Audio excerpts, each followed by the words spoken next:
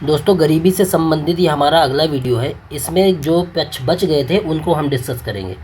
तो पिछले वीडियो में हम सारी कमेटियाँ वगैरह डिस्कस कर लिया कि भारत में दुनिया भर में कैसे गरीबी का आकलन किया जाता है, वो हमने डिस्कस कर लिया। अब इसमें हम देखेंगे कि जो एनएसओ है वो जो मतलब कि सर्वे कराता है वो कैसे कराता है, उसके प्रोसेस के विषय में हम देखेंगे और किस तरीके के सर्वे कराता है। और फिर लास्ट में जब पूरा से हो जाएगा मतलब गरीबी वाला टॉपिक, तो हम देखेंगे कि गरीबी दूर करने के क्या उपाय हो सकते हैं, उसका मूल्यांकन करेंगे हम लोग। तो देखते हैं सबसे पहले एनएसओ कंज्यूमर एक्सपेंडिचर सर्वे। एनएसओ कंज्यूमर एक्सपेंडिचर सर्वे। तो देखिए, गरीबी का जो आकलन है दोस्तों, वो भारत में अभी तक हम जितना पढ़े उसमें से आपको क्या आइडिया लगा कि गरीबी का आकलन आय के आधार पर किया जाता है कि उपभोग के आधार पर किया जाता है। तो आपने ये देखा कि गरीबी का जो आकलन है वो उपभोग पे के आधार पर किया जाता है या उपभोग व्यय के आधार पर किया जाता है। उसकी कितनी आय है इसके आधार पर नहीं किया जाता। किसी के अगर 50,000 आय है, किसी के 10,000 आय है, किसी के 2 लाख आय है, किसी के 5 लाख आय है, इस आधार पर गरीबी का आकलन नहीं किया जाता है। मिनिमम वो आदमी कितना उपभोग करता है उस पे गरीबी का आकलन किया जाता है। आय के आधार पर क्यों नहीं किया जाता? क्योंकि आय तो जो फ्लक्चुएट करती रहेगी, कभी कम कभी ज़्यादा, वो सब फ्लक्चुएट करती रहेगी। और लेकिन जो उपभोग है वो दुनिया का, चाहे अंबानी हो चाहे जो हो, वो मिनिमम जो आधारभूत मानवीय ज़रूरतें हैं वो हमेशा सबके लिए बनी ही रहेंगी।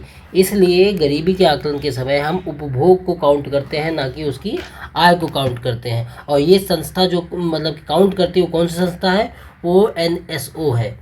एनएसओ, देखिए एनएसओ का जो पहले नाम था, मतलब कि अभी एनएसओ नाम है, पहले 2 ऑर्गेनाइजेशन थे। एक एनएसएसओ था और एक सीएसओ था। अब इसको मिला के एनएसओ कर दिया गया। इसके विषय में आगे डिटेल में पढ़ेंगे, सांख्यिकी मंत्रालय के अंतर्गत आता है। तो ये क्या करवाता है एनएसओ? ये हर 5 साल में एक वो मतलब कि एक सर्वे कराता है एनएसओ, और उसी के आधार पर हम मंथली का पर कैपिटा एक्सपेंडिचर वगैरह हम निकालते हैं। तो ये एनएसओ जो है भारत के जो मतलब कि एनएसओ जो राष्ट्रीय सर्वे करवाता है, उसका जो उद्देश्य होता है वो होता है भारत की परिवारों के जो कंजम्पशन पैटर्न है उनकी जांच करना। और इसके तहत एनएसओ जो है वो कि जो monthly per capita income, monthly per capita expenditure का सर्वे करवाता है। जो हमारी रंगराजन समिति और तेंदुलकर समिति दोनों की सिफारिश भी यही थी, उन्हीं के आधार पर ये कराया जाता है। तो इसके तहत भारतीय परिवारों का जो MPCE निकाला जाता है, मंथली पर कैपिटा एक्सपेंडिचर, उसको 3 भाग में, 3 पार्ट में 3 तरीके से निकाला जाता है। अब 3 तरीके कौन से हैं निकालने के? मंथली पर कैपिटा एक्सपेंडिचर मतलब कि जो महीने की जो एक्सपेंडिचर है एक व्यक्ति पे, वो किस तरीके से निकाली जाती है। तो उसका पहला तरीका है यूनिफॉर्म रेफरेंस पीरियड, समान संदर्भित अवधि। इसमें क्या किया जाता है? पिछले 30 दिन में आपने बार बार क्या खरीदा उस परिवार से पूछा जाता है। कुछ परिवारों का सैंपल सर्वे लिया जाता है। मान लो कि अगर भारत में पूरे 100 परिवार है तो कम से कम 30-40 परिवारों का, क्योंकि जब 30-40 की हम गणना कर लेंगे तो ज़्यादातर चीज़ें उसी पे रिप्लिकेट करती हैं, और जो 30-40 परिवार खर्चा करेंगे लगभग वही सारे मतलब कि 100% परिवार वही खर्चा करते हैं, ये मान लिया जाता है। और जनरली होता भी यही है, क्योंकि हम उपभोग का काउंट कर रहे हैं, तो उपभोग पैटर्न जनरली सब परिवारों का एक जैसा ही रहता है। भले मतलब कि क्योंकि हम गरीबी को काउंट कर रहे हैं तो उसी तरीके के परिवार को लेके काउंट करेंगे। तो इसमें क्या किया जाता है, आपसे पूछा जाता है कि आपने 30 दिन में बार बार क्या चीज़ें खरीदी है। अब जाहिर सी बात को क्या खरीदेगा बार बार? खाने की चीज़ हो गई, फीस हो गई, स्टेशनरी हो गई, इन्हीं सब का फिर एवरेज निकाला जाता है। और फिर सैंपल सर्वे का जो परिवार हुए हैं उनका एवरेज निकाला जाता है, 30 दिन का काउंट किया जाता है, उसी के बेस पे गरीबी का निर्धारण किया जाता है। तो एक तो मंथली के पर कैपिटा एक्सपेंडिचर निकालने का ये तरीका है। URP 1999 तक किया जाता रहा, उसके बाद इसको बंद कर दिया गया। अब क्या किया जाता है? मिक्स्ड, अभी तो MMRP भी आ गया है, तो उसके बाद क्या किया जाने लगा? MMRP 1999 से 2000 तक MRP, इसको बोलते हैं मिक्स्ड रेफरेंस पीरियड, मिश्रित संदर्भित अवधि। ये 1999 से 2000 तक किया गया। इसको उपभोग को इन्होंने इसमें 2 पार्ट में बांटा। एक तो आदमी ने या लोगों ने किसको जल्दी जल्दी खरीदा, एक इस कैटेगरी में बांटा। दूसरा एक को किसको रुक रुक के खरीदा, इस कैटेगरी में बांटा। तो जो लो कैटेगरी, लो फ्रिक्वेंसी वाली चीज़ें हैं जिसको जल्दी जल्दी खरीदा गया, इसका 30 दिन का आंकड़ा निकाला गया। और जो हाई फ्रिक्वेंसी वाली की चीज़ें हैं जिसको धीरे धीरे खरीदा गया, जैसे पेट्रोल डीजल है जिसका उपभोग धीरे धीरे किया गया, इसको 1 वर्ष के आधार पर निकाला गया। तो इस तरीके से इसका आकलन किया गया कि MRP के अंतर्गत कुछ ऐसी वस्तुओं को निर्धारित किया गया जो पिछले 1 वर्ष में धीरे धीरे खरीदी गई हैं, जिससे क्लॉथ, फुटवियर और एवं पिछले 30 दिन में हर वह वस्तु जिसे जल्दी जल्दी खरीदा गया और बार बार खरीदा गया। आपने कपड़े जो हर दिन नहीं खरीदते, महीने में नहीं खरीदते, साल भर में खरीदते हैं। इसी तरह चप्पल जूता वगैरह ये आप साल भर में खरीदते हैं। उस तरीके से पैटर्न देखा गया। डीजल है, पेट्रोल है, ये चीज़ें आप डेली डेली नहीं डलवाते हैं। आज डलवाया, फिर 10 दिन बाद डलवाया, फिर सब जिस तरह की ज़रूरत होती है। रोज़ रोज़ खाने जैसे आप खाना खाते हैं, सब्जी खरीदते हैं, उस तरह डीजल पेट्रोल नहीं खरीदते। तो उस कैटेगरी में बांट के इसको देखा गया। आज जो यूज होता है उसको कहते हैं MMRP, mixed modified mixed reference period.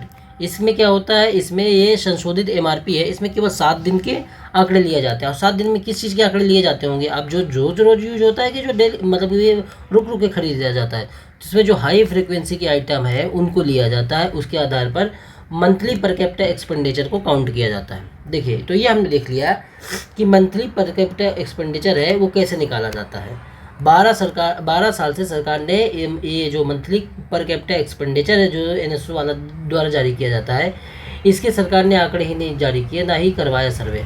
अब सर्वे हो रहा है तो इसके आंकड़े दिसंबर तक शायद आए। देखिए, तो ये जो सर्वे है ये कराना क्यों ज़रूरी होता है? सरकार नहीं करा रही, लेकिन कराना ज़रूरी होता है, क्योंकि इससे हमको क्या क्या पता चलता है। एक तो हमको ये पता चलता है कि मंथली पर कैपिटा एक्सपेंडिचर क्या है। एक मुद्रास्फीति का भी पता चलता है कि पहले की तुलना में अभी तक जो उपभोग है उन सब की आय मतलब उनकी उपभोग जो वस्तुएं हैं उनका दाम कितना बढ़ चुका है। क्योंकि मुद्रास्फीति में जो हम काउंट करते हैं उसमें CPI भी रहता है, और CPI में ज़्यादातर ये उपभोग वाली वस्तुएं ही रहती हैं। गरीबी का भी आकलन होता है, परिवार की स्थिति का भी आकलन होता है। तो ये सब की वजह से ये सर्वे कराया जाना चाहिए। तो सरकारें कराती नहीं है, क्यों? क्योंकि उनको मतलब कि दिख जाता है कि ये चीज़ें कराने से हमारे खिलाफ हो जाएंगे लोग, क्योंकि सारी जो मतलब कि नेगेटिविटी वाली चीज़ें हैं, चाहे मुद्रास्फीति ले लो, चाहे गरीबी ले लो, परिवार की स्थिति ले लो, मंथली पर कैपिटा एक्सपेंडिचर ले लो, उनके आंकड़े सामने आएंगे। तो इसलिए सरकारें कराती नहीं हैं।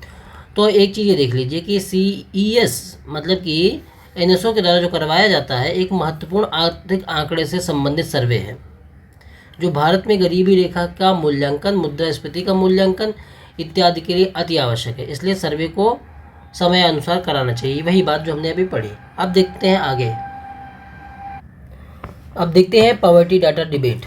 देखिए दोस्तों, जो आंकड़े इन्होंने नहीं जारी किए, अगर जारी करते तो ये पता चलता कि हमको जो अपनी स्कॉलरशिप स्कीम है, TADA है, ये कैसे निर्धारित करना चाहिए।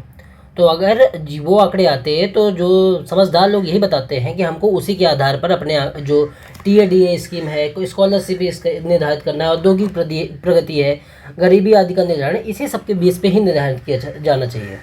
जो आंकड़े आते मंथली पर कैपिटा एक्सपेंडिचर के, सरकार जो है अभी बिना आंकड़े के चल रही है। कोई भी आंकड़ा सरकार जारी करने दे ही नहीं रही है।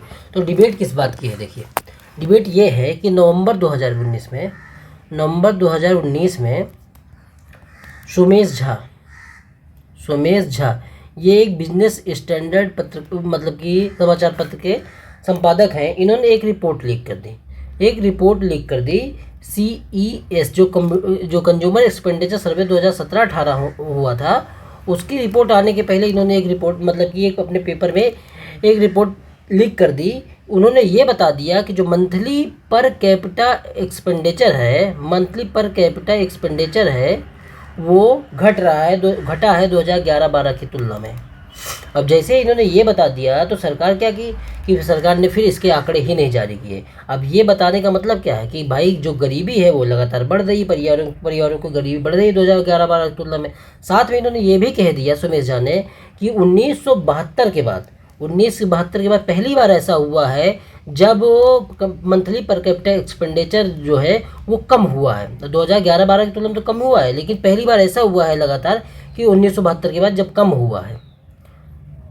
तो पहले कितना था? जो सरकार 2011-12 में सर्वे करवाई थी, 11-12 में सर्वे हुआ था, तो उसमें मंथली जो पर कैपिटा एक्सपेंडिचर था वो 1501 रुपये था पर व्यक्ति, 1501 रुपये था। और इस बार जो आया इन्होंने बताया, जो सोमेश झा इन्होंने बताया कि ये 1441 हो गया है। 1972 के बाद ऐसा पहली बार हुआ है, और साथ में मुद्रास्फीति भी बढ़ गई है।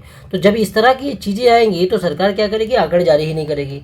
तो और यूपी में इलेक्शन भी था, तो सरकार ने क्या किया कि भाई हम इसके आंकड़े ही नहीं जारी करेंगे, क्योंकि अगर इसके आंकड़े आते तो सरकार यूपी में हार सकती थी, या दुनिया भर में ये बताया जाता है कि गरीबी कम बढ़ गई है भारत में, मुद्रास्फीति बढ़ गई है।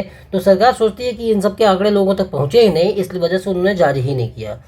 तो और साथ में सरकार ने गुस्से में क्या किया कि जो NSC है, जो हमारा नेशनल स्टैटिस्टिकल कमीशन है, उसको भंग कर दिया इन्होंने। मतलब कि एक NSC का गठन किया, नेशनल स्टैटिस्टिकल कमीशन का गठन किया, और उसको बोला कि आप रिकमेंडेशन दो कि इसमें क्या सुधार करना चाहिए। तो उसने क्या रिकमेंडेशन दी? तो उसने गुस्से में, मतलब इन्होंने गुस्से में ही गठन किया कि भाई इस तरह की चीज़ें हैं कि इसी को हटाओ।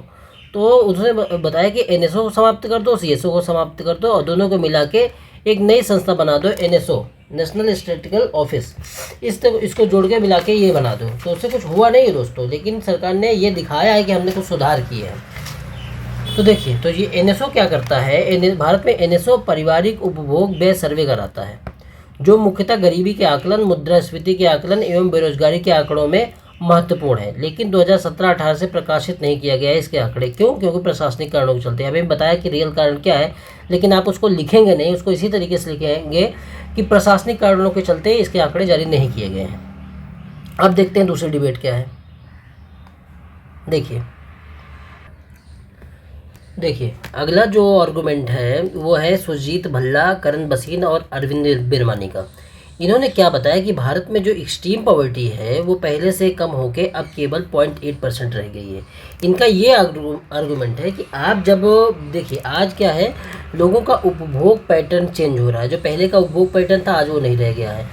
और दूसरी बात है कि आप जब गरीबी काउंट करते हो, इनका आर्गूमेंट क्या है कि इन्होंने बताया कि आप जब गरीबी काउंट करते हो तो उसमें सब्सिडी जो सरकार देती है उसके इम्पैक्ट को आप नहीं काउंट करते। अब आप कहोगे गरीबी है, लेकिन क्या आपने ये काउंट किया कि फ्री बिजली दी गई, उसको फ्री राशन दिया गया, फ्री दलहन दी गई, फ्री स्कॉलरशिप, कल्याणकारी योजनाओं के माध्यम से बहुत सारी चीज़ें फ्री उसको दे दी गई। अगर वो इन्हीं चीज़ों को बाजार से खरीदता, मार्केट वैल्यू पे खरीदता, तो उसको कितना ज़्यादा पड़ता?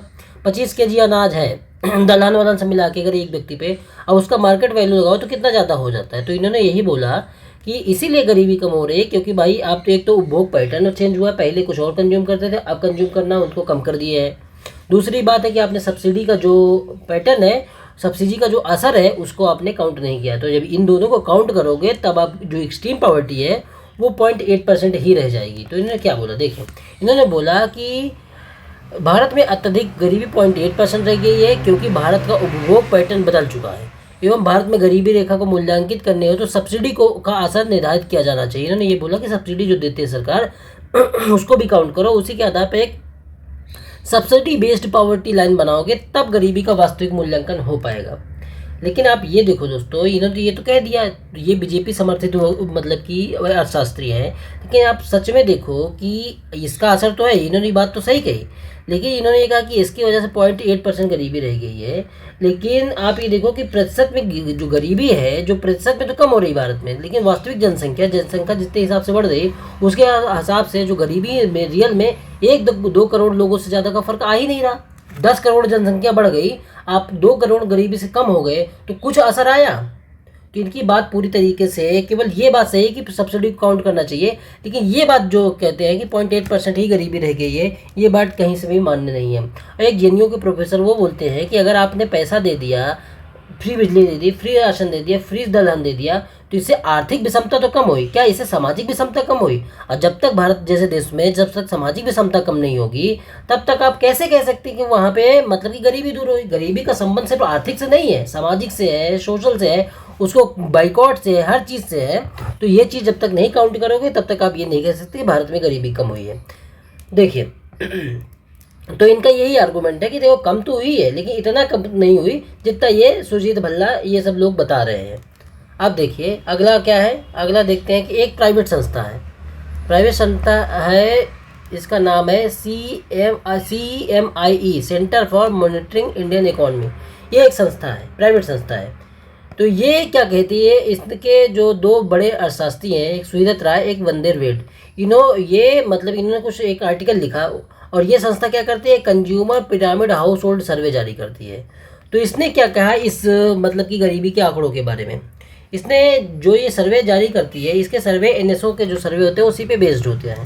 तो इन्होंने ये बताया कि गरीबी को आप ऐसे क्यों आंकते हो कि भाई 1.9 से नीचे है तो गरीब है और उसके ऊपर है तो अमीर है। इसका एक पिरामिड स्वरूप बनाओ, एक तो बनाओ $1.9 से नीचे वाले, एक 1.9 से $3.2 के बीच के, एक $3 से $5.5 के बीच के देश। तो ये 1.9 है, ये क्या है, ये अंतर्राष्ट्रीय गरीबी रेखा है। 3.2 है, ये क्या है, मध्यम आय के राष्ट्रों की गरीबी रेखा है। अब 5.5 क्या है, ये उच्च आय राष्ट्रों की गरीबी रेखा है। और सबकी अभावग्रस्तता अलग अलग होती है। इस तरीके से गरीबी मतलब की रेखा बनाओ और उसी पे फिर काउंट करो। तो ऐसे तो जैसे इन्होंने, इनका काउंटर आर्गूमेंट ये था कि सरकार ऐसे बड़े बड़े दावे करती है कि हमारी इतने ट्रिलियन, 3 ट्रिलियन की इकॉनमी हो गई है, 5 ट्रिलियन की तरफ बढ़ रहे हैं, और आप अभी भी एक $1.9 को ही काउंट करके चल रहे हो, जो अंतर्राष्ट्रीय गरीबी रेखा है। जब आपकी इकॉनमी बढ़ रही है, सब कुछ बढ़ रहा है, वही बात है कि भारत अमीर हो रहा है लेकिन भारतीय लोग गरीब हो रहे हैं। तो इसका काउंटर आर्गूमेंट ये है कि 1.0 को काउंट करो, आप 3.2 को काउंट करो, कि जो कि मध्यम आय वाले देश है। अब आप नाइजीरिया, बुरुंडी, कांगो, इन सबको काउंट, इनके हिसाब से अपनी गरीबी काउंट करते हो।